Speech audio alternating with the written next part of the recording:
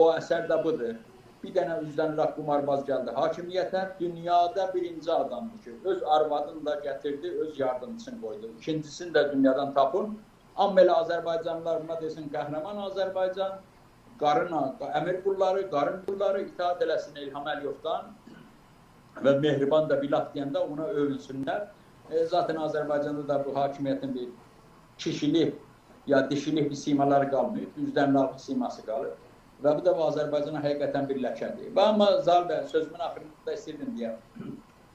Gənə istəmirəm, biz adam kimsənin ölməyini heç sevinmək yaxşı deyil, hətta belə kafərin də. Amma mən birdən baxıram, indi medialarda türklər yazırlar, türk medialarda bizi dəvət edirlər, çağırırlar, yazırlar.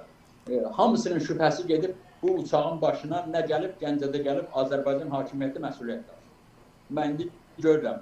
Azərbaycan hakimiyyəti bu məsuliyyətin altından qaçmaq, bu məsuliyyəti media üzü ilə istəyir görəndirsin Ruslara, ya İrana, ora-bura atır.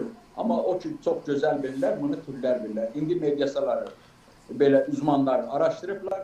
Bəli, buna bir içəridən demək olar ki, müdaxiləni %70% bu nəticə yetişiblər ki, həmən indi sənlə konuşuram, hatta mənə məsələlərini atırlar ki, onlar da hamısı tanınmış və 50-60 ilin jurnalistləri bizim 20-30 illik dostlarımızdır ki, bəli, bu nəticə yetişiblər ki, bu içəridən müdaxilə olunur.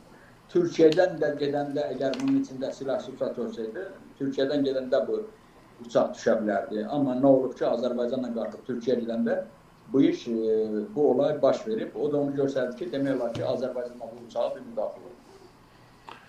Bəli, demək bizim versiyamız bu idi, biz dedik, yəni mən şəxsən burada başqa ölkələrin yox, məhz Böyük Britaniyanın, ondan altı İsrailin birbaşa əli olduğunu bilirəm və çox güman ki, elə bu işdən Azərbaycanın müəyyən adamları da xəbərdar olub, bəlkə də prezident özü də bilib.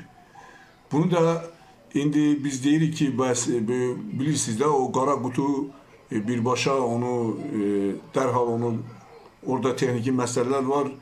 Bir neçə müddət keçir, hətta 1 il, 2 il keçir, sonra onun dəqiq hər şey aydınlaşır. Axır bu məsələ belə geçsə, mən elə bilirəm ki, bu məsələdə də başqa məsələlər kimi sirli qalacaq, qapalı qalacaq. Ona görə ki, burada Böyük Britaniyanın əli var. Məndə bu qədər. Sağ olun, təşəkkür ederim.